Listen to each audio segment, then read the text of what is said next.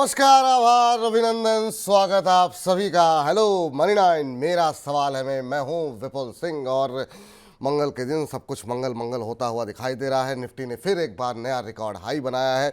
24,405 का लेवल जो है वो जो है आज निफ्टी ने टेस्ट किया है और अभी जो है वो उन्हीं स्तरों के आसपास जो है वो 24,408 बल्कि का लेवल अभी थोड़ी देर पहले ही टेस्ट किया है। 24,404 पे चल रहा है। 83 अंकों की मजबूती इस समय निफ्टी के अंदर देखने को मिल रही है। 1349 शेयर ऐसे हैं जो कि बढ़त के साथ कामकाज कर रहे हैं। एनएससी पे 1228 शेयरों में अब गिरावट देखने को मिल रही है। अब ऐसे बाजार में क्या करना चाहिए और आज की इस तेजी को लीड कर रहा है ऑटो सेक्टर में क्या करना चाहिए और क्या जो रेलवे, डिफेंस, इन सब पे हम लगातार बात कर रहे थे, क्या अब इनसे बाहर निकल करके कोई दूसरे सेक्टर की तरफ रुख करने का वक्त आ गया है? क्योंकि वैल्यूएशन को लेकर के काफ़ी ज़्यादा सवाल उठने लगे हैं। पावर शेयरों में भी क्या करना चाहिए? आज भी पावर शेयरों में तेज़ी देखने को मिल रही है। ऑटो में अगर खरीदारी करनी हो तो क्या करें? और लंबे समय बाद केमिकल और फर्टिलाइजर शेयरों में हम देख रहे हैं कि अच्छी मजबूती देखने को मिल रही है। क्या बजट से पहले यहाँ पोजीशन बनानी चाहिए? क्या ये सेक्टर का एक तरीके से चेंज हो रहे हैं सेक्टर? इस तमाम पहलुओं में बातचीत करेंगे, आपके सवालों के जवाब देंगे। खबरों वाले शेयरों में बजिंग स्टॉक्स पर बातचीत करेंगे। कल लिस्टिंग होनी है 2 आईपीओ की, उसके बारे में भी बात करेंगे और एसएमई आईपीओ में क्या चल रहा है ये भी आपको बताएंगे। वाह क्या आईपीओ में, और आखिरी में चुन चुन के का सेगमेंट तो होगा ही, लेकिन सबसे पहले रूबरू कराते हैं हमारे आज के खास मेहमान, मंत्री फिनमार्ट के फाउंडर अरुण मंत्री जी को। अरुण सर, बहुत बहुत स्वागत आपका। सबसे पहले तो बाजार पे ही राय आपकी जानना चाहेंगे। थोड़ा सा बाजार रुकता है फिर आगे चलता है, दिशा सकारात्मक है, लेकिन ओवरऑल बाजार पे रुक क्या है? क्या बजट के पहले किसी बड़े करेक्शन की उम्मीद है आपको, या आपको लगता है कि नहीं, सेक्टर रोटेशन होता रहेगा लेकिन बाजार धीरे धीरे करके ऐसे आगे ही बढ़ता जाएगा? देखिए, गुड आफ्टरनून विपुल जी। देखिए, मार्केट मुझे लग रहा है अगेन स्टॉक स्पेसिफिक ज्यादा रहेगा। लास्ट वीक भी मैंने यही कहा था कि स्टॉक स्पेसिफिक वाला मार्केट रहेगा और सेक्टोरल रोटेशन आपको कंटिन्यूअस देखने को मिलेगा। इवन 23 जुलाई के पहले मुझे लग रहा है मार्केट ओवरऑल जो बायस है वो पॉजिटिव ही रहना चाहिए और मुझे लग रहा है मार्केट धीरे धीरे आपको ऊपर का ट्रेंड दिखा सकता है। एक ही चीज का ध्यान रखें, जब भी नेगेटिव ट्रेंड बने या फिर जब भी सेलिंग बने तो अपने ट्रेडिंग स्टॉप लॉसेस को जरूर ध्यान रखें। ट्रेडिंग स्टॉप लॉसेस हमेशा सिस्टम में होने चाहिए। इन्वेस्टमेंट में कोई स्टॉप लॉस बड़ा लगाने की जरूरत नहीं है, क्योंकि अगर किसी ने भी इन्वेस्ट किया होगा, पिछले 2 महीने में भी इन्वेस्ट किया होगा, तो अच्छे उनके प्रॉफिट्स डेफिनेटली बन रहे होंगे। बट जो भी आपके ट्रेडिंग पोजीशंस है उनमें स्टॉप लॉसेस जरूर रखना है। ट्रेडिंग पोजीशन में स्टॉप लॉस नहीं रखेंगे तो आपके इन्वेस्टमेंट के जो प्रॉफिट्स है वो भी वाइप आउट हो सकते हैं अगर आप ओवरऑल कम्युलेटिव गेन्स देखेंगे। इसलिए ट्रेडिंग के लिए थोड़ा सतर्क रहे, मार्केट का डायरेक्शन डेली ट्रैक करते रहे। इन्वेस्टमेंट में कोई दिक्कत नहीं है। इन्वेस्टमेंट में मुझे नहीं लग रहा कोई दिक्कत आने वाले दिनों में देखने को मिलेगी। और जहां तक करेक्शन की बात है विपुल जी, मुझे लग रहा है बजट के बाद एक करेक्शन आ सकता है, क्योंकि काफी चीजें ऑलरेडी पॉजिटिव फैक्टर्ड इन है और बजट में कोई बड़े एक्सपेक्टेशन भी है नहीं। और बजट के बाद हो सकता है जैसे मार्केट बजट का पूरा एनालिसिस हो जाएगा तो बाद में स्टॉक स्पेसिफिक एक्शन रहेगा और मार्केट में करेक्शन देखने को मिल सकता है। तो बजट तक 20 या 22 तारीख तक मुझे लग रहा है मार्केट ओवरऑल ठीक रहना चाहिए और बजट के बाद मुझे लग रहा है करेक्शन मार्केट में आ सकता है। तो जिनकी पोजीशन है वो बजट के आसपास ही प्रॉफिट बुक करना शुरू कर दें, अभी शुरू करें, क्योंकि बहुत सारे शेयर डबल हो गए हैं, 2.5 गुना हो गए, 3 गुना हो गए, खासतौर से रेलवे में, डिफेंस में। वहाँ पर क्या स्ट्रेटजी होनी चाहिए सर अब? मुझे डेफिनेटली प्रॉफिट बुक करना चाहिए। अगर आपने एग्जाम्पल के तौर पर देखें 100 शेयर बाई किए तो 25 से 30 शेयर जरूर बुक करना चाहिए, क्योंकि गेन्स काफी बड़े बड़े गेन्स आपको रेलवे डिफेंस में देखने को मिले। लास्ट वीक भी जब हमारी बात हुई थी, दोनों स्टॉक मैंने एक रेलवे एक डिफेंस से दिया था, दोनों ने ही काफी अच्छा किया और वो सेम चीज आपको पूरे हफ्ते लास्ट वीक देखने को मिली। बिल्कुल। तो डेफिनेटली जिन्होंने भी नीचे बाई किया है प्रॉफिट बुक करना चाहिए। प्रॉफिट बुकिंग में कोई हर्ज नहीं है। हो सकता है आपको प्रॉफिट बुक करने के बाद शेयर ऊपर चला जाए, उसमें कोई दिक्कत नहीं है, आप दूसरे शेयर बाई कर लीजिए, पर प्रॉफिट बुक डेफिनेटली करना चाहिए मार्केट में। एक बड़े इवेंट के आगे एक तो बड़ा इवेंट है, सेकेंडली मार्केट अपने ऑल टाइम हाईज के पास है। अगर यहाँ पे आप किसी शेयर में अटकोगे तो बड़ा अटकने के चांस ज्यादा रहेंगे। इसलिए प्रॉफिट बुक करना जरूरी है और बजट के पहले भी बुक करें और बजट के बाद भी अपना प्रॉफिट बुक करके चले। बजट के पहले, बजट के बाद प्रॉफिट जहाँ जहाँ मिल रहा है और अच्छा प्रॉफिट अगर मिल रहा है तो उसको बुक करते रहिए। ट्रेलिंग या तो स्टॉप लॉस लगा लीजिए, नीचे से नीचे आता है, कमजोरी दिखाई देती है, निकल जाइए। कोई बड़ी बात नहीं है कि अगर वो अगले दिन फिर चल जाए तो इससे निराश नहीं होना है उसको लेकर के। चलिए, बहुत सारे दर्शकों के सवाल बड़ी संख्या में आ चुके हैं कि बजट से पहले कैसे रणनीति बनाई जाए। राजीव शर्मा जी के सवाल से शुरुआत करते हैं। कह रहे हैं सर राधे राधे, मझगांव डॉक के ऊपर कह रहे हैं क्या अभी फ्रेश एंट्री ले सकते हैं क्या करंट लेवल के ऊपर? तो ये बात तो है कि लोग अभी भी जिन शेयरों में काफ़ी अच्छी रैली आ चुकी है वहाँ पर भी खरीदारी करना चाह रहे हैं। आज हालांकि थोड़ा सा यहाँ पर दबाव है, 3.25% के आसपास की मझगांव डॉक में गिरावट देखने को मिल रही है और शायद इसी वजह से इस गिरावट को क्या वो ख़रीदारी यहाँ पर कर सकते हैं कि नहीं, ये जानना वो चाहते हैं। सर 200 सवा 200 रुपये के आसपास का करेक्शन आज देखने को मिला है, लेकिन एक तरफा एक महीने के अंदर 70-72% शेयर चला भी है। तो क्या एक बार के लिए अभी क्या फ्रेश एंट्री कर सकते हैं, और जो लोग ने नीचे लिया है उनको क्या करना चाहिए?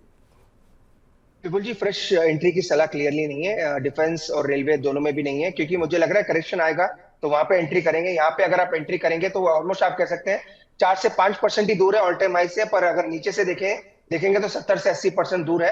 अगर आप रिसेंटली अगर रैली को देखते हैं तो रिस्क रिवॉर्ड फेवरेबल नहीं है, इसलिए डिफेंस स्टॉक में बाई नहीं करना है। मैं ये नहीं कर रहा कि आपको जो इन्वेस्टमेंट की जो पोजीशन है वो एग्जिट करना है। इन्वेस्टमेंट एक डिफरेंट क्राइटेरिया, ट्रेडिंग एक डिफरेंट क्राइटेरिया है। अगर इन्वेस्टमेंट भी करना है तो करेक्शन पे करें, ट्रेडिंग के लिए कोई पोजीशन ना बाय करें। डिफेंस में करेक्शन आने दे, उसी करेक्शन में बाय करेंगे। सेक्टर्स दूसरे अच्छे चल रहे हैं, जैसे ऑटो में अच्छा मोमेंटम नजर आ रहा है। इवन आज अगर आप देखिए फार्मा में अच्छा मोमेंटम नजर आ रहा है। तो अगर ट्रेडिंग करना है तो उन सेक्टर में कहें जो आज ज्यादा अभी कोई बड़े गेंस दिए नहीं है अभी तक। तो मुझे लग रहा है डिफेंस में थोड़ा दूर रहे, थोड़ा करेक्शन का वेट करें। करेक्शन आएगा तो डेफिनेटली अपन इसी शो में उस स्टॉक की या उस सेक्टर की जरूर बात करेंगे। बिल्कुल, लेकिन क्या करें, सवाल सारे के सारे उसी तरह के आ रहे हैं जो कि रेलवे और डिफेंस से जुड़े हुए हैं। तो सवाल तो हम डिस्कस कर लेते हैं। मिजानुर रहमान मिजान साहब कह रहे हैं, गुड आफ्टरनून विपुल सर, आपके शो में रोज़ देखता हूं, बहुत अच्छा लगता है। बहुत बहुत शुक्रिया रहमान साहब कि कार्यक्रम आपको अच्छे लग रहे हैं। कह रहे हैं मेरे पास इरकॉन के 100 शेयर हैं 312 के भाव पर, अभी मुझे क्या करना चाहिए? 312 पे आपने इरकॉन ले रखे हैं, अभी जो भाव देखने को मिल रहा है वो देखने को मिल रहा है 311। तो 311 यानी कि आपने अभी हाल फिलहाल में ही खरीदारी की है और आज 5% नीचे इरकॉन का शेयर, और आपको 1 रुपये का नुकसान हो रहा है। लगभग आप ब्रेक इवन के आसपास ही हैं। इरकॉन पे क्या करना चाहिए सर? बिल्कुल ऊपर के भाव पे जाकर के इन्होंने लिए हैं, कल काफ़ी शानदार मूव रहा, शायद वो देख करके इन्होंने लिया हो, मुझे नहीं पता, लेकिन पिछले 2-3 दिन में काफ़ी अच्छे पैसे बने हैं जिन लोगों ने ट्रेडिंग के लिए भी लिया हो। अभी क्या करें, इनके लिए क्या सलाह रहेगी? विपुल जी, अगेन सेम सलाह है। ट्रेडिंग पोजीशंस जो ली है शुरू में भी मैंने कहा उनके स्टॉप लॉसेस इंटैक्ट रखें या सिस्टम में लगा के रखें। इन्वेस्टमेंट के लिए लिया है तो अगर आप यहाँ से भी 300 रुपए जाएगा तो और ऐड कर लें, इन्वेस्टमेंट में कोई दिक्कत नहीं है। पर प्योर ट्रेडिंग के लिए लिया है या शॉर्ट टर्म गेन्स के लिए या फिर जब मोमेंटम मार्केट में दिख रहा था उस मोमेंटम के लिए लिया है तो 305 का स्टॉप लॉस जरूर मेंटेन करें। 305 के नीचे जाता है तो अपने ट्रेडिंग पोजीशन से निकल जाए। इन्वेस्टमेंट में कोई दिक्कत नहीं है। इन्वेस्टमेंट में 10-20 रुपए गिर भी जाएगा, जब भी आप कैपिटल लगाना चाहे तो और ऐड भी कर सकते हैं। लॉन्ग टर्म में कोई दिक्कत नहीं है, पर ट्रेडिंग के लिए लिया है, ज्यादा कैपिटल आप फंसाना नहीं चाहते मार्केट में तो 305 का स्टॉप लॉस ला के होल्ड करके चल सकते।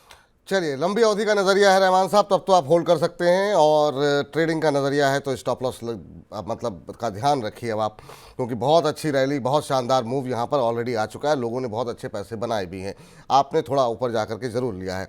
आशीष महाजन जी के साथ भी यही हुआ है, कह रहे हैं hello sir, what to do in NBCC। 400 share इन्होंने लिए हुए हैं, कह रहे हैं मुझे शॉर्ट टर्म और लॉन्ग टर्म के लक्ष्य मुझे बता दीजिए। 189 पे लिए हैं, यहाँ पर भी इन्होंने हाल फिलहाल की खरीद लगती है, 188 के आसपास चल रहा है, यहाँ पर भी 0.25% के आसपास की गिरावट देखने को मिली है। ये तमाम वो शेयर हैं जिन्होंने काफ़ी अच्छे पैसे लोगों के बनाए हैं। 31% का रिटर्न पिछले 1 महीने में यहाँ पर देखने को मिला है, 6 महीने में डबल हुआ है शेयर। NBCC, आपकी राय सर? देखिए पुल जी, अगर ट्रेडिंग के लिए लिया है तो 182 का स्टॉप लॉस मेंटेन करें। वैसे मुझे नहीं पता इन्होंने ट्रेडिंग के लिए लिया है या फिर इन्वेस्टमेंट के लिए है। टारगेट्स ऊपर में 215-220 तक के हैं जो कि इसके एक्सटेंशन टारगेट्स है। वहां तक तो स्टॉक जरूर जाएगा, पर अगर ट्रेडिंग के लिए लिया है, शॉर्ट टर्म के लिए या बजट के लिए बाई किया है तो 182 का स्टॉप लॉस मेंटेन करें। 182 के नीचे जाएगा तो वीकनेस बढ़ सकती है। लॉन्ग टर्म ट्रेंड अभी भी पॉजिटिव है, कोई दिक्कत नहीं है। लॉन्ग टर्म अगर ये अपने पोर्टफोलियो में रखना चाहे तो भी रख सकते हैं। हल्का फुल्का करेक्शन हमेशा आते रहेगा किसी भी स्टॉक में, क्योंकि एक PSU स्टॉक है और यूफोरिया काफी बड़ा बना हुआ है, तो हल्के फुल्के करेक्शन आते रहेंगे। पर आपका नजरिया सिर्फ ट्रेडिंग का है तो 182 का स्टॉप लॉस ला के होल्ड करें। जी, चलिए, इस बीच जो है नकुल चहल जी कह रहे हैं सर, आपके कहने पर NLC और हुडको के दोनों टारगेट हिट हुए हैं, अच्छा प्रॉफिट हुआ है, थैंक यू सर। तो यही मेरा सवाल, अब हमेशा हम लोग यही कहते हैं कि अच्छे एक्सपर्ट को सुने, उनकी राह को फॉलो करें। जब आप अपनी तरफ से चाल चलते हैं तो उसमें कई बार चूक हो जाती है कि आप एक अच्छे खासे शेयर जिसमें 200-300% का रिटर्न आ चुका है, वहाँ पर अगर आप पैसे लगाते हैं तो फिर दिक्कत हो जाती है। तो अच्छा प्रॉफिट हुआ, अच्छी बात है। अमनप्रीत हमारे साथ जुड़ चुके हैं बातचीत करने के लिए। नमस्कार सर। नमस्कार सर। नमस्कार सर, कहाँ से बोल रहे हैं सर? सर मैं गुरदासपुर पंजाब से बोल रहा हूँ। अच्छा, बहुत अच्छी बात है सर। बताइए सर, क्या प्रश्न है आपका? सर मेरे पास IRFC और इरकॉन है, 2 शेयर। अभी क्या बेच दूंगा, कैसे होल्ड करके रखूं? IRFC और इरकॉन। IRFC आपने किस रेट पर लिए हैं सर? IRFC मैंने सर 149 पे लिए और इरकॉन 240 पे लिए है। इरकॉन 240 पे? हाँ, इरकॉन 240 पे और IRFC 149 है। और वैसे आपका नज़रिया क्या है सर? बस 6 महीने साल तक सर। 6 महीने साल भर तक आप रुक सकते हैं। चलिए, इसका मतलब थोड़ा सा आपका नज़रिया निवेश का है, सिर्फ बजट को लेकर के या आसपास का नज़रिया नहीं है।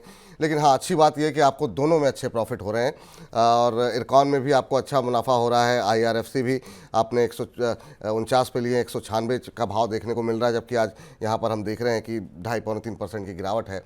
सर, 6 से साल भर का नज़रिया है, 6 महीने से साल भर का, क्या कुछ प्रॉफिट बुक कर लें अभी, या अभी आपको लगता है कि साल भर का नज़रिया है बने रहें और नीचे आता है तो और ऐड करना चाहिए? इन दोनों पे, इनके लिए क्या स्ट्रेटजी रहेगी जो अच्छे खासे प्रॉफिट पे है? जी, एक चीज क्लियरली सबको ये समझनी चाहिए। एक तो रेलवे स्टॉक्स के चलने का मेन रीजन है बजट में अगर कुछ अच्छे अनाउंसमेंट की एक्सपेक्टेड है, उसी के आसपास, उसी के लिए स्टॉक चल रहे हैं। वैल्यूएशंस डेफिनेटली थोड़े बहुत स्ट्रेच है और वो डेफिनेटली वो रहेंगे, क्योंकि अगर यूफोरिया बना है तो स्ट्रेच तो रहेंगे। इसलिए मुझे लग रहा है थोड़ा प्रॉफिट बुक जरूर करें। अब 20% का जो अपना भी जो भी होल्डिंग है, चाहे आपने 500 बाई किए या 200 बाई किए, 20% अपना पोर्टफोलियो दोनों स्टॉक्स में जरूर बुक करके रखे। थोड़ा पाउडर, क्या कह सकते हैं, थोड़ा कैश अपने अकाउंट में जरूर मेंटेन करें। बजट के बाद जब भी इन स्टॉक्स में करेक्शन आएगा, क्योंकि करेक्शन एवरली ड्यू है, क्योंकि स्टॉक काफी चल चुके हैं, अगर ड्यू आएगा तो वापस फिर ऐड करके चल सकते हैं। तो बजट के पहले दोनों स्टॉक्स में 20% के आसपास का प्रॉफिट बुक करके चले। अगर करेक्शन आएगा तो फिर इसी शो में बात करेंगे कि कब कौन से स्टॉक्स ऐड करना है। और वैसे भी आपका 1 साल का व्यू है तो कोई दिक्कत नहीं है, डेफिनेटली होल्ड करें, पर 20% का प्रॉफिट दोनों स्टॉक में करंट लेवल पे बुक करके चल सकते हैं। प्रॉफिट बुक करते रहें, थोड़ा थोड़ा, भले ही 20-25%, और जब नीचे आता है कब खरीदना है, इसी कार्यक्रम को के साथ बने रहिए और हम लोग हमेशा ही अवेलेबल हैं आपके लिए, तो आपको सही सलाह मिल जाएगी। और ये सवाल सर रेलवे वाले ख़त्म नहीं हो रहे हैं। एक दिन की गिरावट में ऐसा लग रहा है कि लोग घबरा गए हैं। और कह रहे, निखिल जी का सवाल आया, कह रहे हैं गुड आफ्टरनून विपुल सर, मेरा नाम निखिल है और मैं आपका शो रेगुलर देखता हूं और उससे मुझे काफ़ी प्रॉफिट हुआ है। और मेरे 2 सवाल हैं। एक, इन्होंने RVNL पूछा है, 395 पे लिए हुए हैं 100 शेयर। IRFC 182 के भाव के 244 शेयर हैं। कह रहे हैं मुझे क्या करना चाहिए। इन्होंने नज़रिया तो अपना नहीं बताया, लेकिन RVNL में इनको अच्छा प्रॉफिट हो रहा है। 542 का भाव है, 395 पे लिए हुए हैं। इनको भी क्या, IRFC पे चूँकि बात हो चुकी है तो उस पर हम बात नहीं करेंगे, लेकिन RVNL को लेकर के क्या इनको भी सर आज 4-4.5% की गिरावट है, 20-25% मुनाफा बुक कर लें अभी? बिल्कुल जी, डेफिनेटली बुक करना चाहिए। मैं ये नहीं कह रहा कि स्टॉक यहाँ से ऊपर नहीं जाएंगे, स्टॉक जा सकते हैं, पर हमेशा से एक चीज का जरूर ध्यान रखें, बड़े इवेंट के आगे अगर आपको बड़ा गेन ऑलरेडी हो चुका है और यूफोरिया में हुआ है और बड़े सेक्टर से अच्छी उम्मीदें हैं, अगर वो उम्मीदें थोड़ी बहुत भी अगर पूरी नहीं होती तो बड़े करेक्शन स्टॉक्स में देखने को मिलेंगे। तो मुझे लग रहा है 20% के आसपास के प्रॉफिट्स इनको भी जरूर बुक करना चाहिए, चाहे वो RVNL रहे, IRFC रहे, किसी भी स्टॉक में अपना व्यू रखें तो थोड़ा बहुत तो प्रॉफिट जरूर बुक करें। अगर लॉन्ग टर्म निवेश है तो भी थोड़ा बुक करना चाहिए। करेक्शन में आ गया तो फिर डेफिनेटली बाय करके चल सकते हैं। टेक्निकली कोई दिक्कत नहीं है, फंडामेंटली कोई दिक्कत नहीं है, दोनों स्टॉक्स पॉजिटिव है। वैल्यूएशन थोड़े बहुत ऊपर नीचे हो सकते हैं, पर चूंकि एक बड़ा इवेंट है इसलिए थोड़ा बहुत प्रॉफिट बुक करें। 20% जो अपनी होल्डिंग है दोनों स्टॉक में प्रॉफिट बुक करके रखें। बजट के बाद जब भी करेक्शन आएगा, बजट आएगा नहीं आएगा अगेन बोल नहीं सकते, पर मेरी एक्सपेक्टेशन है कि आना चाहिए। अगर करेक्शन आएगा तो वापस वहां पे री एंट्री करके चल सकते हैं। चलिए, ये राय निकल के आती हुई केतकी शाह जी कह रही हैं, सर RVNL में क्या करें, डिप कब आएगा? आ तो गया डिप, 4% आज टूटा है, लेकिन लेना नहीं है, ये आपको बता दिया गया अरुण जी की तरफ से स्पष्ट रूप से कि आज की इस गिरावट में, इतनी बड़ी रैली के बाद 2-4% का अगर करेक्शन आता है तो खरीदारी नहीं करनी है। ध्रुव हवलदार जी कह रहे हैं जय जगन्नाथ विपुल सर और अरुण सर, जय जगन्नाथ आपको भी सर। कह रहे हैं इरिडा में फ्रेश एंट्री शॉर्ट टर्म के लिए प्लीज़ सजेस्ट कीजिए। सर, इरिडा में भी वही बात है कि मतलब शॉर्ट टर्म के लिए क्यों लेना चाह रहे हैं, क्योंकि ऑलरेडी यहाँ पर भी काफ़ी शानदार मूव देखने को मिल चुका है। सर, आज 3-3.5% की गिरावट जरूर है, लेकिन क्या इरिडा में फ्रेश एंट्री की संभावनाएं हैं क्या, और ख़ास तौर से तब जब इनका नज़रिया शॉर्ट टर्म का हो? बिल्कुल जी, अगेन इरेडा रिसेंटली 5 दिनों से स्टॉक चला है। स्टॉक डेफिनेटली टेक्निकली पॉजिटिव है। अगर टेक्निकली बाई करना है, मोमेंटम के लिए बाई करना है तो 230 के आसपास करें। थोड़ा करेक्शन आ सकता है क्योंकि 5 दिनों के बाद फर्स्ट साइन ऑफ गिरावट है और 237 के आसपास अभी चल रहा है, तो 230 तक हो सकता है एक बार स्टॉक आए, वहां से वापस रिवर्सल होगा, फिर ऊपर के लेवल्स देखने को मिल सकते हैं। तो 230-32 आता है तो वहां पे बाई करें। अगर आप ट्रेडिंग के लिए बाई कर रहे हैं तो स्टॉप लॉस 225 या 222 का जरूर लगा के रखें। स्टॉप लॉसेस का जरूर ध्यान रखें क्योंकि मार्केट अब बड़े इवेंट के आगे जा रहा है। दो बड़े इवेंट है, एक तो बजट आना है और सेकेंडरी सभी के रिजल्ट्स आएंगे। जो जो कंपनीज के रिजल्ट्स अच्छे आएंगे वो कंपनीज आपको अच्छा करती हुई नजर आएगी। अगर किसी भी रेलवे स्टॉक्स ने डिसअपॉइंट कर दिया तो करेक्शन भी वैसे ही देखने को मिलेंगे। इसलिए रिजल्ट्स और बजट दोनों की ही वजह से आपको एक अच्छा ट्रेडिंग स्ट्रेटेजी बनानी है। सिमिलर व्यू इरेडा पे भी है, इरेडा का भी सेम वही मेरा मानना है, क्योंकि बिजनेस अपडेट अच्छा है, स्टॉक में करेक्शन एक बड़ी रैली भी देखने को मिली है। इसलिए करेक्शन आता है, अगर आप ट्रेडिंग के लिए बाई करते हैं तो स्टॉप लॉसेस जरूर ध्यान रखें। 230 232 के आसपास आता तो बाई करें और 222 का स्टॉप लॉस लगाए। ऊपर में 250 से 255 के टारगेट रहेंगे। ट्रेडिंग के लिए ले रहे हैं तो स्टॉप लॉसेस का जरूर ध्यान रखें। चलिए, स्टॉप लॉसेस का जरूर ध्यान रखें। ये राय आपके लिए निकल करके आती हुई दीप्ति भारद्वाज जी कह रही हैं कि मनी 9 में आप सभी का स्वागत है। अरुण सर को राधे राधे करें। अरुण सर, आपका बहुत इंतज़ार रहता है। तो आपकी लगातार प्रशंसक हैं दीप्ति भारद्वाज जी, और कह रही हैं मेरे पास कैनरा बैंक के 126 शेयर 121 के भाव पर हैं, इसका टारगेट क्या हो सकता है। कैनरा बैंक पे अगर आज नज़र डालें तो आज मजबूती यहाँ पर देखने को मिल रही है, 116 117 के आसपास ये ट्रेड करता हुआ। और इधर थोड़ी सी सुस्ती देखने को मिली थी, पिछले एक महीने में 3-3.5% का नेगेटिव रिटर्न यहाँ पर देखने को मिला है। अभी सर स्प्लिट के बाद से कैनरा बैंक पे क्या स्ट्रेटजी होनी चाहिए, दायरे में ही है? Vipul ji, SBI, Canara bank, even IOB, Maharashtra bank, इनमें काफी बार पहले भी कहा था इनमें गिरावट आती तो बाई करना है। तो कैनरा बैंक में वैसे भी गिरावट आ चुकी है। मेरे ख्याल से इनकी जो बाइंग है 125 के आसपास है। अगर ये और ऐड करना चाहे तो भी कर सकते हैं। इनमें बड़ा कोई मूवमेंट आया नहीं है मार्केट का, वो कोई बड़ा करेक्शन का मुझे नहीं लग रहा है इसमें कोई इंपैक्ट भी पड़ेगा। तो अगर और ऐड करना चाहे 115 117 के आसपास जो चल रहा है तो और ऐड भी करके चल सकते हैं, जहां ताकि इनकी एवरेजिंग प्राइस नीचे आ जाए। ओवरऑल स्टॉक पे मेरा व्यू बुलिश है, एसबीआई पे भी बुलिश है। इवन अगर छोटे पीएसयू बैंक में देखें तो आईओबी और बैंक ऑफ महाराष्ट्र, ये दो स्टॉक भी अच्छा कर सकते हैं। तो डेफिनेटली अगर आप और कैपिटल लगा सकते हैं तो करंट लेवल पे बाई भी करें ताकि आपका एवरेज प्राइस नीचे आ जाए। पहला टारगेट अगेन 125 से 128 रहेगा, जहां पे इन्होंने बाई किया है। वो लेवल्स निकलते तो अगेन बड़े टारगेट्स देखने को मिल सकते। जी, तो ये राय आप लोगों के लिए निकल करके आती हुई। अब जरा देवांश पांडे जी से बातचीत कर लेते हैं, हमारे साथ मौजूद हैं। पांडे जी को नमस्कार। नमस्कार पांडे जी, नमस्कार सर, बहुत बहुत नमस्कार आपको। कैसे हैं पांडे जी आप? सर बहुत बहुत नमस्कार जी सर, बढ़िया सर, आप कैसे हैं? हम बहुत अच्छे हैं सर। कहाँ से बोल रहे हैं सर आप? सर भोपाल से बोल रहा हूँ सर, भोपाल से बोल रहे हैं, चलिए बहुत अच्छी बात है। मानसून आ गया है, कैसा बरसात हो रही है वहाँ पर? सर बहुत ही अच्छा मौसम है सर, बादल छाए हुए हैं, मस्त सर, मार्केट का मजा ले रहे हैं मौसम। वाह वाह, बहुत बढ़िया सर, बहुत अच्छी बात है सर। क्या प्रश्न है बताइए सर। सर मेरे पास सर दीपक नाइट्रेट के सर 200 शेयर हैं 2140 के एवरेज पे, 140 के एवरेज पे। और सर मेरा सर इसमें व्यू मैं 4-5 साल 6 साल भी होल्ड कर सकता हूँ इजीली। तो सर इसमें क्या रहेगा सर, क्या भी प्रॉफिट बुक कर लेना चाहिए या फिर क्या? 2140 पे आपने लिए हैं, 2685 का भाव है और 3-4-5 साल का नज़रिया है। हालांकि ये जो क्षेत्र है इसने बीच में थोड़ा सा निराश जरूर किया था, अब फिर से थोड़ी सी जान आ रही है। बजट तक क्या करना चाहिए, रिकवरी यहाँ पर आई है क्षेत्र के अंदर। सर पिछले एक महीने में 16-17% जो है दीपक नाइट्राइट में जो है एक मूव देखने को मिला है। और ओवरऑल फर्टिलाइज़र केमिकल को लेकर के आपकी अभी क्या राय निकल के आ रही है? आज थोड़ी बहुत हलचल है यहाँ पर, ख़ासतौर से केमिकल शेयरों के अंदर हम देख रहे हैं कि सकारात्मक रुख देखने को मिल रहा है। अभी क्या करना चाहिए सर? चूँकि नज़रिया तो इनका तो लंबी अवधि का है, लेकिन अगर 2-4-6 महीने वाले लोग भी हैं और कुछ लोग ऊपर के लेवल पे फंसे भी हुए हैं, तो उनके लिए क्या सलाह रहेगी आपकी? देखिए विपुल जी, ओवरऑल केमिकल्स मुझे लग रहा है एक टर्निंग पॉइंट के आसपास है और यहाँ से भी काफी अच्छा कर सकते हैं। क्योंकि लास्ट 1 या 1.5 साल की बात करें तो बड़े रिटर्न्स कोई बनते हुए नजर नहीं आए। जो केमिकल फर्टिलाइजर के फिर भी स्टॉक चले, पर केमिकल के स्टॉक अभी तक चले नहीं है। तो मुझे लग रहा है होल्ड करना चाहिए। थोड़ी बहुत करेक्शन हो सकती है, 1-2% की देखने को मिले, पर इसमें बड़े टारगेट्स 2800 से 2900 तक के आसपास के टारगेट्स निकल के आ रहे हैं। तो अगर किसी ने 3 से 6 महीने का भी व्यू है तो भी होल्ड करना चाहिए। 2900 तक के टारगेट्स रहेंगे। 2900 के आसपास आता है तो वहां पे प्रॉफिट बुक करके चल सकते हैं। नीचे में अगर और ऐड करना है तो 2600 के नीचे मिलता है तो और ऐड करके भी चल सकते हैं। चलिए, तो ये राय आपके लिए फिलहाल निकल करके आती हुई दीपक नाइट्रेट के ऊपर। इस बीच हमारे एक दर्शक हैं, तौहीद नेटवर्क के नाम से आईडी बनाई हुई है, कश्मीर से हैं। करें hello sir, I am from Kashmir, I want two by RVNL, क्या करें? अभी थोड़ी देर पहले बात हुई है, मत खरीदें, अभी मत खरीदें, जब ठीक ठाक करेक्शन होगा फिर से एंट्री करने के चांसेस होंगे। तो अरुण जी का कहना है कि आपको बताया जाएगा, लेकिन अभी के लिए अवॉइड करें। जिनी अग्रवाल जी कह रही हैं 1000 शेयर ले रखे हैं मैंने जुपिटर वैगन के 730 रुपये के भाव पर, लक्ष्य बताइए, अभी मैं होल्ड करूं या सेल करूं? क्या करना चाहिए। जुपिटर वैगन में भी काफ़ी शानदार मूव देखने को मिला है, बहुत लोगों ने बहुत अच्छे प्रॉफिट भी यहाँ पर कमाए हैं, लेकिन आपने थोड़ा सा ऊपर के भाव पर लिया हुआ है। आज 2.5% नीचे है, 706 का लेवल, 730 पे इन्होंने खरीदारी की हुई है सर, और काफ़ी शानदार मूव रहा है, 6 महीने में डबल हुआ है ये शेयर भी। आपकी सलाह क्या होगी जुपिटर वैगन को लेकर के?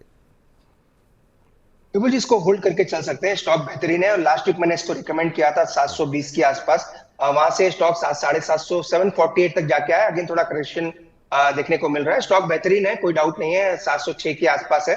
थोड़ा डेफिनेटली बाइंग प्राइस ऊपर है, पर अगेन वो स्टॉक का मोमेंट भी वैसा ही रहेगा, और वो चीज आपको जरूर ध्यान रखनी है। अगर ट्रेडिंग के लिए लिया है तो स्टॉप लॉसेस मेंटेन करें। वैसे इसका सपोर्ट नए फ्रेश बाई करने का 695 से 690 के आसपास है। स्टॉक बेहतरीन है, कोई दिक्कत नहीं है, होल्ड करके चलें। अगर स्टॉप शॉर्ट टर्म प्योरली लिया है तो 690 का फाइनल स्टॉप लॉस लगाएं। लॉन्ग टर्म में कोई दिक्कत नहीं है, मुझे लग रहा है धीरे धीरे स्टॉक आपको 780 800 तक नजर आएंगे। पर अगर आप प्योर शॉर्ट टर्म के लिए लिया है तो 690 का स्टॉप लॉस जरूर मेंटेन करें। चलिए, ये राय फिलहाल निकल करके आती हुई। अगले दर्शक हमारे साथ अक्षय जी मौजूद हैं। अक्षय जी को नमस्कार। बिल्कुल सर, नमस्कार। नमस्कार अक्षय जी। अरुण जी भी आपका नमस्कार, उन्होंने स्वीकार कर लिया है। कैसे हैं सर, कहाँ से बोल रहे हैं?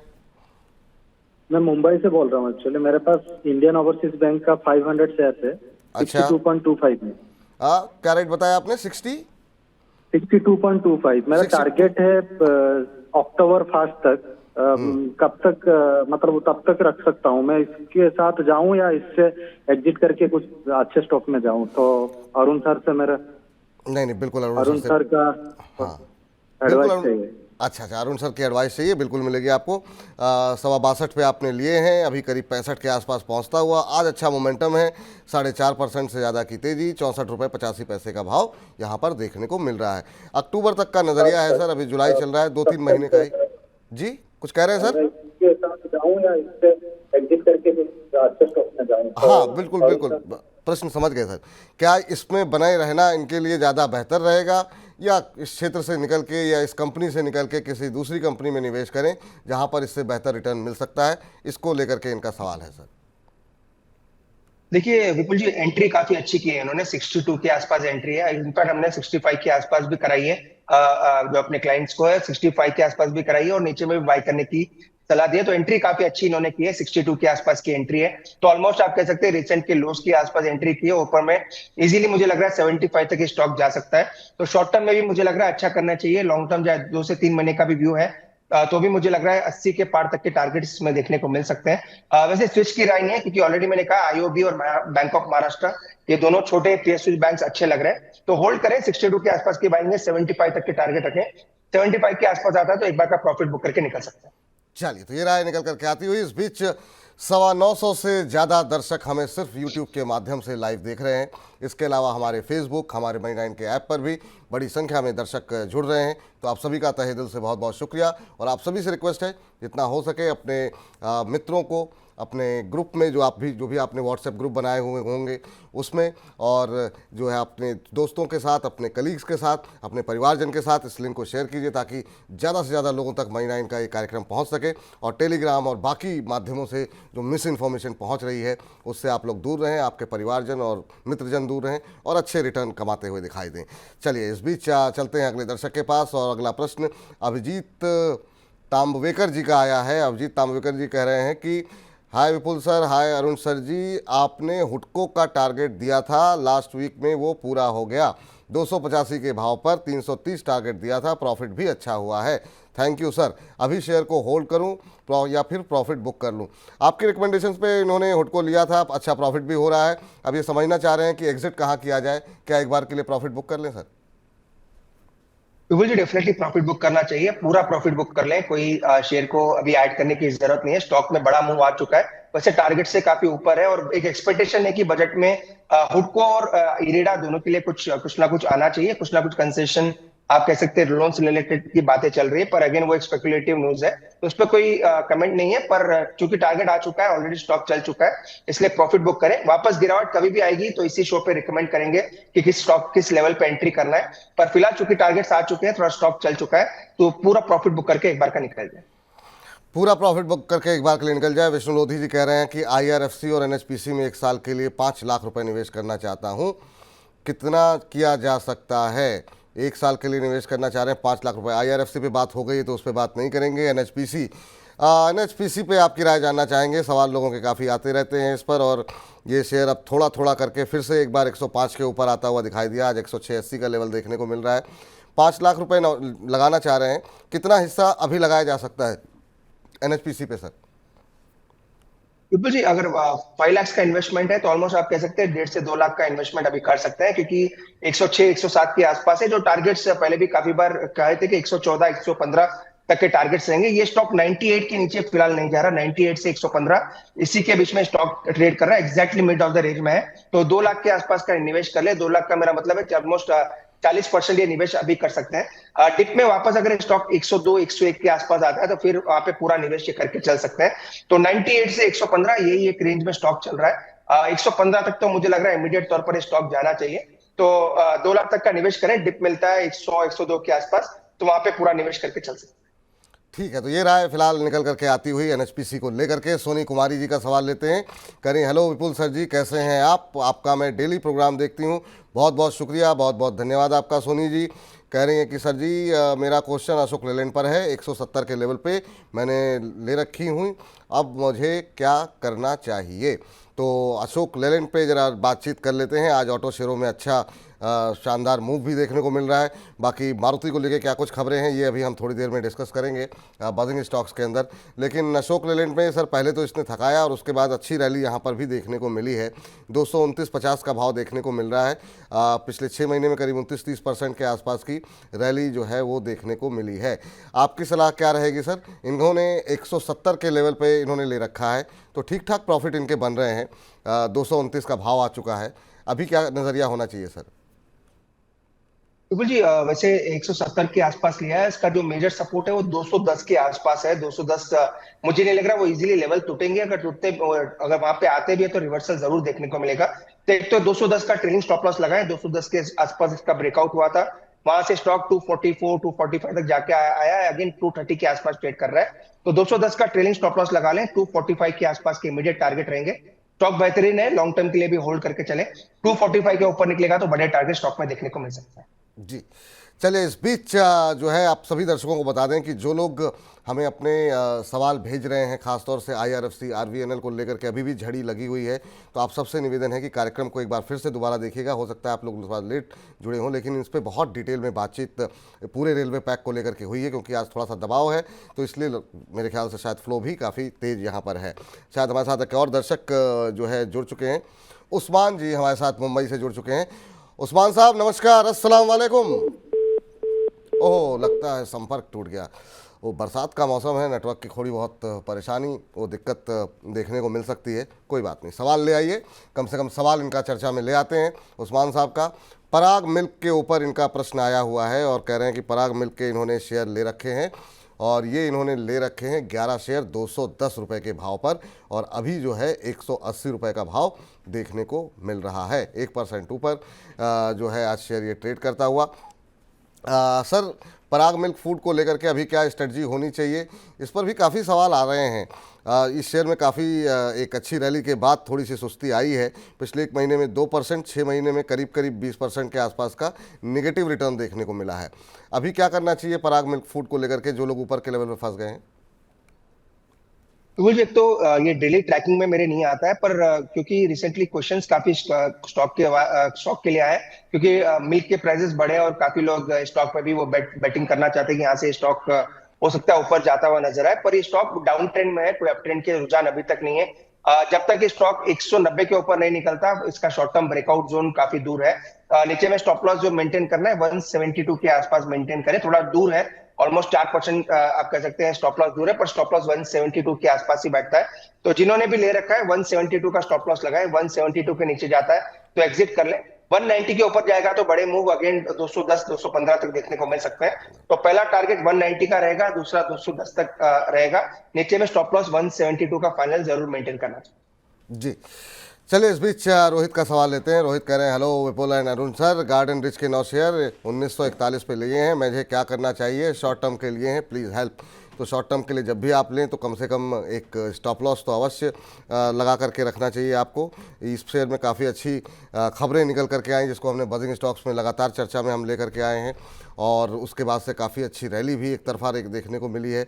आपने लिया हुआ है 1941 पे, अब आ गया है 2535, तो अच्छे प्रॉफिट में आप हैं यहाँ पर। आज जरूर 2.5% के आसपास की गिरावट देखने को मिल रही है, लेकिन एक महीने में शेयर ने लगभग डबल हो गया है। तो अब क्या करना चाहिए सर?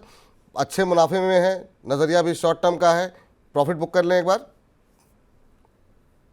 देखिए ओवरऑल विपुल जी, मुझे लग रहा है स्टॉक बेहतरीन है, लॉन्ग टर्म में कोई दिक्कत नहीं है। पर जैसे कि मैंने ऑलरेडी कहा, ट्रेडिंग पोजीशन है और डिफेंस रेलवे जैसे स्टॉक में है तो प्रॉफिट बुक जरूर करना चाहिए। अगेन इनको भी वही सलाह रहेगी कि शॉर्ट टर्म में, क्योंकि इनकी बाइंग काफी नीचे की है जो मैंने सुना है, तो 20 से 30% का प्रॉफिट जरूर बुक करें, बाकी होल्ड करके चले रिजर्व बजट तक, या बजट के बाद जो अनाउंसमेंट आएंगे जब देन वापस इन स्टॉक्स को डिस्कस करेंगे। पर मुझे लग रहा है एक बार का 20 या 25% का प्रॉफिट बुक करें, बाकी का होल्डिंग रख सकते हैं, क्योंकि अगर लॉन्ग टर्म व्यू है तो कोई दिक्कत नहीं है, क्योंकि एक बड़ा इवेंट है, इसलिए मैं 20% के आसपास की प्रॉफिट बुक करने की सलाह दे रहा हूं। ठीक सर, लेकिन एक चीज़ मुझे पूछनी थी, क्योंकि सवाल लगातार आ रहे हैं तो एक एक सवाल को तो हो सकता है हमने बहुत सारे सवाल छूट जाएं, कि डिफेंस के अंदर ये BEL, BDL, Mazagon, Cochin shipyard, ये जो बड़ी कंपनियां जिस पर ज़्यादा सवाल आते हैं, क्या इन सबसे अभी दूर रहने की सलाह है, या इनमें भी कोई आपको डिफेंस में ऐसा शेयर लगता है कि नहीं अभी भी वैल्यूएशन यहाँ पर अच्छी है, या उस तरह की रैली नहीं आई है, खरीदारी की जा सकती है? तो कोई ऐसा कोई शेयर है क्या डिफेंस में? देखिए विपुल जी, करेक्शन आता है तो BEL और HAL को ही बाय करना है। ये दो ही स्टॉक्स मुझे लग रहा है करेक्शन पे आपको एक अच्छे बार्गेन हंटिंग दे सकते हैं। वैल्यूएशंस मुझे लग रहा है BEL के ठीक ठाक है, जो यूजुअली हम ट्रैक करते हैं, और HAL हो सकते हैं थोड़ा एक्सपेंसिव है, पर चूंकि मोनोपोली बिजनेस है वो एक्सपेंसिव ही हमेशा रहेगा। तो BEL, HAL ये दोनों मेरी फेवरेट पिक है। BDL भी मुझे थर्ड आप ले सकते हैं उस लिस्ट में, तो ये तीनों स्टॉक मेरे फर्स्ट लिस्ट में रहेंगे। मैं यूजुअली कोचिन शिपयार्ड, मैचडॉक, इवन GRSC ट्रेडिंग के लिए जरूर रिकमेंड करते हैं, पर इन्वेस्टमेंट के लिए मैं यूजुअली रिकमेंड नहीं करता हूं, क्योंकि मुझे हमेशा वो स्टॉक्स थोड़े रिस्की लगते हैं, क्योंकि फ्लोट काफी कम है और स्टॉक्स की मूवमेंट काफी फास्ट होती है। तो अगर मूवमेंट फास्ट होगी तो गिरावट भी उसी के आसपास की देखने को मिलेगी। इसलिए अगर मेरे प्रीफर्ड पिक की बात करें तो BEL, HAL और BDL है। अगर गिरावट आती है तो इनमें जरूर बाय करना चाहिए, फ्रेश खरीदारी की जाए, अभी भी किसी डिफेंस स्टॉक में नहीं।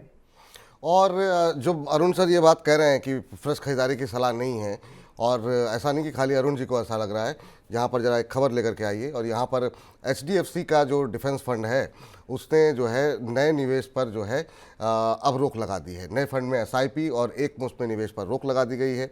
22 जुलाई 2024 से आपको बता दें कि ये निवेश पर रोक लगाई गई है, और पहले से चली आ रही, हालांकि जो SIP है, जो पुराना जो एक मुश्त निवेश है वो बना रहेगा, लेकिन फ्रेश इन्वेस्टमेंट नहीं कर सकते हैं। और ये क्यों किया गया है? जो जिक्र अभी अरुण जी कह रहे थे, डिफेंस शेयरों की जो बढ़ती वैल्यूएशन है उसके चलते पैसे लगाए कहाँ जाए, वो शेयर नहीं मिल रहे हैं, तो इसलिए अब फ्रेश इन्वेस्टमेंट जो है वो जो है रोक दिया गया है। हालांकि जो लोग बेचना चाह रहे हैं, रिडम्पशन करना चाह रहे हैं, स्विच आउट करना चाह रहे हैं, या फिर STP करना चाह रहे हैं, उस पर कोई भी प्रतिबंध नहीं होगा। तो सर ये मान के चलें कि ये जो वैल्यूएशन वाला मामला है, ये म्यूचुअल फंड भी इस बात से परेशान हो रहे हैं कि अब पैसे लगाएं तो लगाए कहाँ, हर चीज़ तो इतनी महंगी हो गई है। विपुल जी, वो चीज जरूर रहेगी, क्योंकि अगर आपके पास पैसा आएगा, अगर कोई थीम पे बेस्ड फंड है जैसा कि डिफेंस की बात चले, तो उसी थीम में आपको पैसा लगाना, उससे बाहर आप पैसा लगा नहीं सकते। और जहां जहां वैल्यूएशन डिस्कम्फर्ट होगा वहां पे डेफिनेटली फंड मैनेजर्स को भी थोड़ी दिक्कत होगी पैसा और डालने में। और ये डिफेंस के साथ हमेशा रहेगा, वैल्यूएशन हमेशा स्ट्रेच रहेंगे, क्योंकि रिसेंट स्टॉक ओवरऑल सेक्टर में बम्प आया और काफी गवर्नमेंट का फोकस है। तो विपुल जी, वैल्यूएशन हमेशा से ही महंगे रहेंगे, पर चूंकि एक बड़े इवेंट के आगे स्टॉक्स काफी बड़े चाल ऑलरेडी दिखा चुके हैं। जब मैचडॉक की बात करें, मैचडॉक, इवन कोचिन शिपयार्ड, GRSC सभी में अच्छा मोमेंटम देखने को मिला है। तो उसी वजह से मुझे भी थोड़ी दिक्कत लग रही है कि यहाँ पे फ्रेश निवेश नहीं करना है। यहाँ से अगर आप निवेश करेंगे तो रिस्क रिवॉर्ड काफी इनफेवरेबल है, आपके पक्ष में बिल्कुल नहीं है। इसलिए मुझे लग रहा है दूसरे सेक्टर्स में रहे जहां थोड़ा पैसा आपका सेफ रहेगा।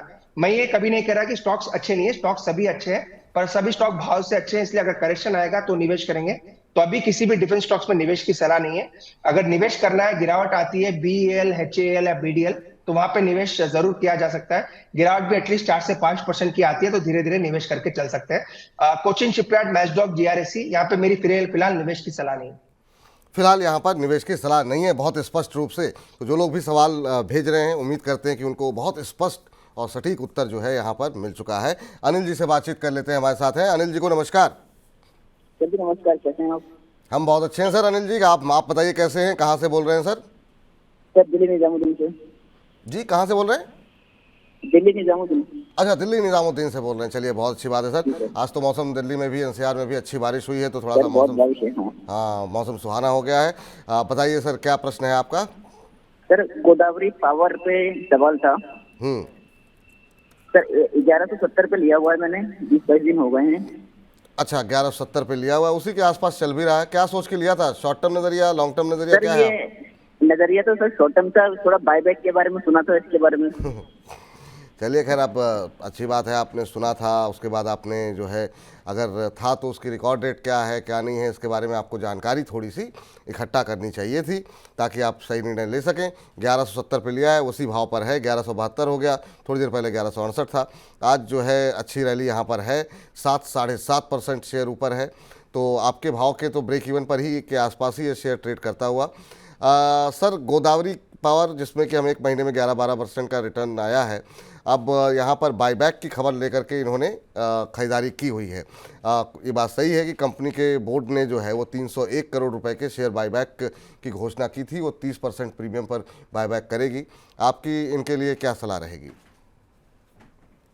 विपुल जी, डेफिनेटली इन्होंने सही कहा। बायबैक ओपन है और 10 जुलाई तक वो ओपन है।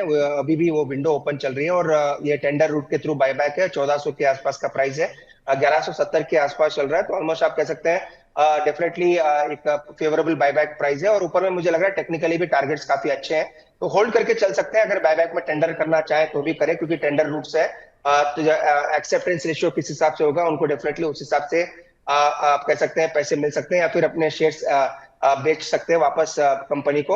और टेक्निकली मुझे लग रहा है टारगेट्स अच्छे निकल के आ रहे हैं। 1270, 1280 वहां तक के टारगेट्स डेफिनेटली निकल के आ रहे हैं। तो अगर ये बायबैक में टेंडर करना चाहे तो भी कर सकते हैं, अगर कैश में होल्ड करना चाहे तो भी होल्ड करें।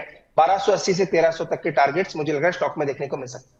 1280 से 1300 तक के टारगेट यहाँ पर देखने को मिल सकते हैं। सर, हमने बात की रेलवे की, हमने बात की डिफेंस की, और पावर में हालांकि दो कंपनी एनएचपीसी इरेडा पे बात हुई, लेकिन पावर में भी क्या वही स्थिति दिखाई दे रही है? आपको लगता है कि नहीं, पावर की स्थिति रेलवे और डिफेंस की जैसी नहीं है? वहाँ पर अभी भी अपॉर्चुनिटीज़ हैं, और अगर अपॉर्चुनिटी तलाशनी हो तो अब पीएसयू में तलाशी जाए या फिर अब प्राइवेट सेक्टर में तलाशी जाए?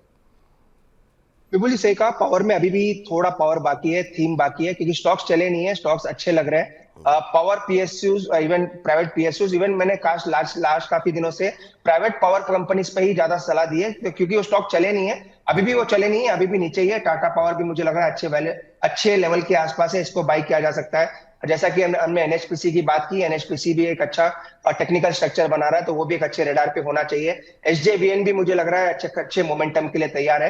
ये तीनों स्टॉक्स पे जरूर आप ध्यान रखें। पीएफसी, आरईसी, ये दोनों स्टॉक भी मेरे रेडार पे है, पर वो स्टॉक काफी चल चुके हैं, इसलिए उनका नाम मैं नहीं ले रहा हूँ। तो पर अगर किसी को अभी बाई करना है तो टाटा पावर मुझे लग रहा है करना चाहिए। ये मेरे पर्सनल पोर्टफोलियो में भी है। पीएफ और एनएचपीसी, एसजेवीएन, ये दोनों स्टॉक्स भी मुझे लग रहा है यहाँ से अच्छा कर सकते हैं। तो पावर में अभी भी थीम है, पावर में अभी भी ऊपर जाने के चांसेस है। रेलवे और डिफेंस जैसे मूव अभी आए नहीं है, वो मूव आएंगे नहीं आएंगे अगेन कोई नहीं कह सकता, पर ये अच्छे लेवल्स के आसपास है। इनमें और मोमेंटम ऊपर की तरफ देखने को मिल सकता है। चलिए, तो अगर चुनना हो, पावर की थीम को प्ले करना हो, तो अभी भी यहाँ पे चांसेस हैं। शेयरों में उस तरीके की तेजी नहीं आई है। एसजेवीएन, टाटा पावर, एनएचपीसी, ये 3 शेयर हैं जहाँ पर आप खरीदारी करके चल सकते हैं। चलिए, अगले दर्शक हमारे साथ मौजूद हैं, उनसे बातचीत कर लेते हैं। हमारे साथ इस समय बातचीत करने के लिए ज्योति जी हैं। ज्योति जी को नमस्कार। नमस्कार सर। नमस्कार ज्योति जी, कैसे हैं आप? कहाँ से बोल रही हैं? मैं सर हरिद्वार से बात कर रही हूँ और मैं कंटिन्यू आपका शो देखती हूँ सर। अरे thank you ma'am. My question. अरे मैम, थैंक यू, बहुत बहुत धन्यवाद आपका कि आप जो है नियमित रूप से कार्यक्रम देखती हैं। कैसे लग रहे हैं आपको कार्यक्रम मनी 9 के? बहुत अच्छे। मैंने आप ही के कार्यक्रम को देखकर इन्वेस्टमेंट कर भी रही हूँ और प्रॉफिट भी ले रही हूँ। थैंक यू उसके लिए। थैंक यू मैम, बहुत बहुत धन्यवाद। और हमारी यही कामना है आप ऐसे ही आपका पोर्टफोलियो चमकता रहे, और वहाँ पर आप देवनगरी से हैं, आप पर देवताओं की कृपा बनी रहे। बताइए सर, क्या प्रश्न है आपके? मेरा बीएससी के रिगार्डिंग क्वेश्चन है। मेरे पास 30 शेयर है बीएससी के 2658 के रेट पर। 2658 के रेट पर आपने लिए हुए हैं, और क्या नजरिया आपने सोचा हुआ है, कितने समय तक होल्ड कर सकती हैं? 6 मंथ तो एटलीस्ट रखना ही है, और अगर अच्छा प्रॉफिट हो तो 9, 10 और 1 ईयर आई कैन होल्ड। चलिए ठीक है, 2658 के भाव पर आपने लिए हुए हैं। इधर थोड़ी सुस्ती ज़रूर देखने को मिली है बीएससी के शेयरों में। आज जो है 1.25% नीचे है। पिछले एक महीने में करीब 11, 11.5% का करेक्शन रहा है। पिछले 6 महीने में भी कोई खास मूव नहीं रहा है, लेकिन पूरे साल की बात करें तो काफ़ी शानदार रैली के बाद अब कंसोलिडेशन का मूड यहाँ पर देखने को मिल रहा है। सर 200-300 रुपये पर शेयर का इनको नुकसान हो रहा है, नज़रिया 6 महीने का है, और अगर ज़्यादा मुनाफे की उम्मीद हो तो 1 साल तक भी होल्ड कर सकती हैं ज्योति जी, और लगातार मनी9 की दर्शक बनी हुई हैं, आपकी सलाह जानना चाहती हैं BSC को लेकर के। देखिए विपुल जी, ओवरऑल बीएससी का स्टॉक्स डेफिनेटली डाउन ट्रेंड में है। एक जो टैक्सेशन की बातें चल रही है ओवरऑल ट्रेडिंग के ऊपर, ऑप्शंस के ऊपर, वो सभी चीजें डेफिनेटली थोड़ा बहुत स्टॉक पे इम्पैक्ट डाल रही है। पर सपोर्ट जो है 2300 के आसपास है, तो ऑलमोस्ट आप कह सकते हैं बड़े करेक्शन के बाद सपोर्ट के आसपास आ रहा है। तो 2300 के आसपास मिलता है तो डेफिनेटली एक काउंटर बेट आप कह सकते हैं इन्वेस्टमेंट के लिए ले सकते हैं। शॉर्ट टर्म ट्रेडिंग की राय तो डेफिनेटली नहीं है, पर 2300 के आसपास है उसके नीचे मिलता है तो वहां पे एक अच्छा एंट्री लेवल बनता है। 2250 2300 एक अच्छा बार्गेन हंट है, क्योंकि एक रिसेंट रैली का जो रिट्रेसमेंट है वो उसी के आसपास आके थमना चाहिए। तो 2250 2300 आता है तो वहां पे डेफिनेटली ऐड या बाय करके चल सकता है। ठीक है, विजय पटेल जी का सवाल फटाफट ले लेते हैं, और नहीं देवेश जी का सवाल पहले ले लेते हैं, तो उसके बाद विजय जी आपका सवाल थोड़ी देर में लेंगे बजिंग स्टॉक्स के बाद, क्योंकि बहुत सारी खबरें वहाँ पर हैं और उस पर भी नज़रें डालनी बहुत ज़रूरी है। कह रहे हैं MRPL के 258 के भाव पर 100 शेयर लिए हुए हैं, बहुत दिनों से लॉस हो रहा है, इसमें लॉस बुक करूं या होल्ड करूं? खैर, सवाल जिस दिन आपने पूछा है उस दिन काफ़ी अच्छा मूव यहाँ पर देखने को मिल रहा है, और MRPL का शेयर आज 6% ऊपर है, और आपने जिस भाव पर लिया हुआ है वो है 258 का भाव, तो लॉस तो हो रहा है आपको, लेकिन आज रिकवरी अच्छी है। अब थोड़ी सी रिकवरी आई है सर इसमें, और 258 पे इन्होंने लिया हुआ है, आज 6% ऊपर है। क्या करना चाहिए? एक बार के लिए वेट करें क्या? पिछले 6 महीनों में 73% का रिटर्न रहा है, लेकिन हाँ थोड़ा सा एक दायरे में फंसा हुआ है, तो अभी इनके लिए क्या सलाह रहेगी, क्योंकि इन्होंने थोड़ा सा ऊपर खरीदा हुआ है? विपुल जी डेफिनेटली वेट करें, और एक ब्रेकआउट के संकेत दे रहा है, नो डाउट। फंडामेंटली उतना ज्यादा ट्रैकिंग नहीं है, पर टेक्निकली काफी साउंड लग रहा है और धीरे धीरे 260 270 के जाने के लिए तैयार है। अगर और ऐड कर सकते हैं थोड़ा बहुत भी, अगर शेयर्स को अगर कैपिटल लगा सकते हैं तो और ऐड करके भी चले। 5% डेफिनेटली ऊपर है, पर एवरेजिंग प्राइस नीचे आने के चांसेस है, तो इसलिए होल्ड करें। 270 280 के इमीडिएट टारगेट रहेंगे, जहाँ पे आप कह सकते हैं इनकी बाइंग के आसपास है, तो डेफिनेटली होल्ड करें, और ऐड करना चाहे तो ऐड भी करके चल सकते हैं। 270 80 आता है तो एक बार का पूरी पोजीशन से निकल के चल सकते हैं।